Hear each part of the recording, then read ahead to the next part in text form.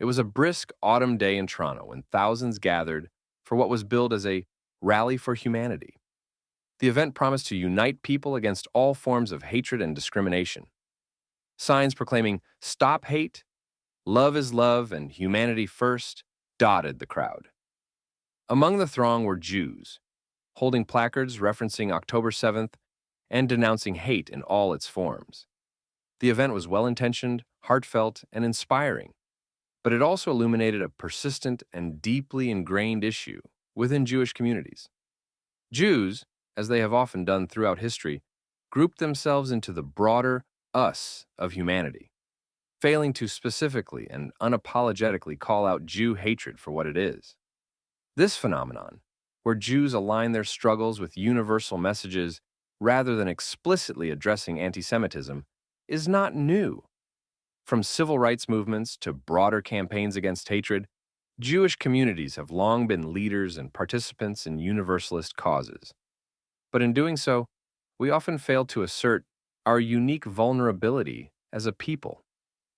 This us problem, where Jews align with the rest of society without differentiating our particular struggles, has profound consequences. It not only dilutes the conversation about antisemitism, but also perpetuates the erasure of Jew hatred as a unique and persistent form of bigotry. The Rally for Humanity was, on the surface, a noble endeavor. Its aim was to bring together people from all walks of life to denounce racism, xenophobia, and antisemitism. Yet, among the speeches and slogans, something critical was missing: specificity.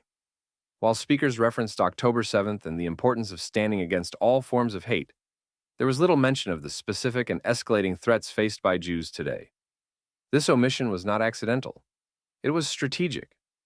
Organizers and participants feared that focusing too heavily on antisemitism might detract from the event's universal appeal.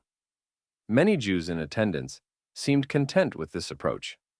They carried signs that read, "Never again for anyone," and "Hate is hate." These slogans, while well-meaning, encapsulate the problem.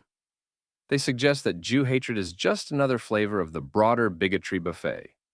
But antisemitism is not merely hate.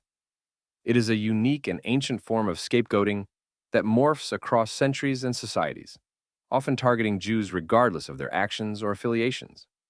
In the United States, the Stand Up to Hate campaign has taken a similar approach. Spearheaded by billionaire NFL owner Robert Kraft's organization, Foundation to Combat Antisemitism, the campaign aims to combat hate crimes and promote unity. As with the Rally for Humanity, the campaign's messaging is broad and inclusive to a fault. It lumps anti-Semitic graffiti, harassment, and physical assaults, together with instances of other bigotries. The universal framing, while admirable in its intent to foster solidarity, once again failed to address the specific and alarming rise in Jew hatred. Why does this matter? Because antisemitism is often invisible in these universal narratives.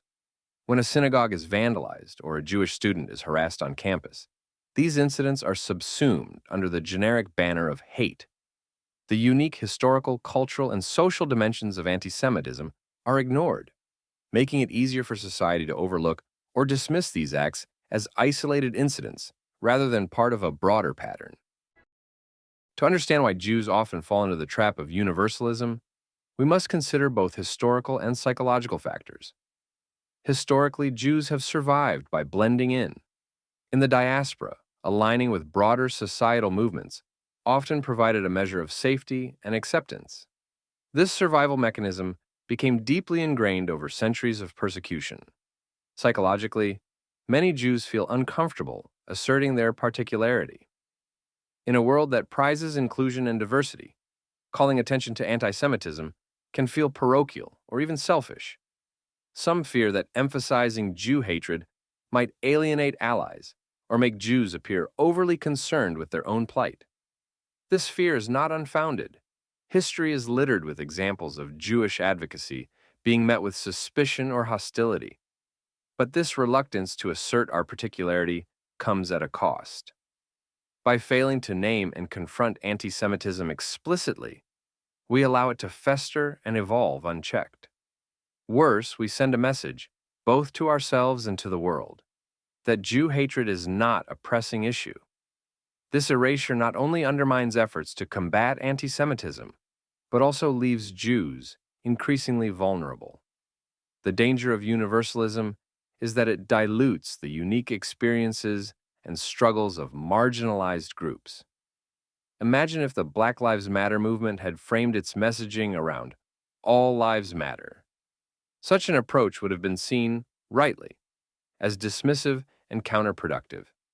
Specificity matters because it forces society to confront uncomfortable truths. It compels us to acknowledge that some forms of hatred require targeted responses. Antisemitism is not just another form of bigotry, it is a unique phenomenon with its own logic and manifestations. Unlike other forms of hate, which often target visible differences, antisemitism frequently paints Jews as powerful, conspiratorial, and malevolent. This punching up dynamic makes it harder to recognize and address, especially in progressive spaces where Jews are often perceived as privileged. By failing to assert the specificity of antisemitism, Jews contribute to this erasure. When we chant, "Hate is hate," or "Never again for anyone," we obscure the unique threats we face. This is not to say that Jews should abandon universal causes or solidarity with other marginalized groups, but we must do so without sacrificing our particularity. We can and should say, yes, all hate is wrong, but anti-Semitism is a specific and escalating threat that requires focused attention. The consequences of failing to name anti-Semitism are far-reaching. When Jews align their struggles with universal messages, they inadvertently make it easier for society to ignore their plight. This erasure has real-world implications. It affects how anti-Semitic incidents are reported, investigated, and prosecuted. It influences public perception, making Jew hatred seem less urgent or pervasive than it actually is. Perhaps most importantly, this erasure affects Jewish communities themselves. When we fail to name and confront anti-Semitism, we internalize the message that our struggles are not worth prioritizing. This erodes communal confidence and resilience, making it harder to mobilize against threats. It also sends a dangerous signal to younger generations of Jews, who may come to believe that their safety and identity are secondary to broader societal goals. To address the us problem, Jews must reclaim the narrative around anti-Semitism. This starts with language. We must be unapologetic in naming Jew hatred for what it is, without hiding behind euphemisms or universal slogans. When anti-Semitic incidents occur, we must call them out explicitly and demand targeted responses. This also means rethinking our approach to solidarity. True solidarity does not require erasing our particularity. On the contrary, it demands that we assert it. By standing unapologetically as Jews, and by naming anti-Semitism as a specific and urgent issue, we set an example for other marginalized groups. We show that it is possible to fight for universal justice, while also addressing particular injustices. The Rally for Humanity and the Stand Up to Hate campaign are noble efforts, but their universal framing illustrates the dangers of being too broad. By failing to name anti-Semitism explicitly, these initiatives, however well-meaning, contribute to the erasure of Jew hatred as a unique and pressing issue. This erasure not only undermines efforts to combat anti-Semitism, but also leaves Jewish communities increasingly vulnerable. Jews have an us problem. We are too quick to align our struggles with broader societal narratives, often at the expense of our particularity. This universalism, while well-intentioned, is counterproductive. It dilutes the conversation about anti-Semitism, making it easier for society to ignore or dismiss our unique challenges. If we are to combat anti-Semitism effectively, we must be unapologetic in naming it for what it is. We must assert our particularity without fear or hesitation. Only by doing so can we ensure that Jew hatred is recognized, confronted, and ultimately eradicated. Specificity is not selfish. It is necessary. And until we embrace it, we will continue to face the dangerous consequences of being too broad in our advocacy.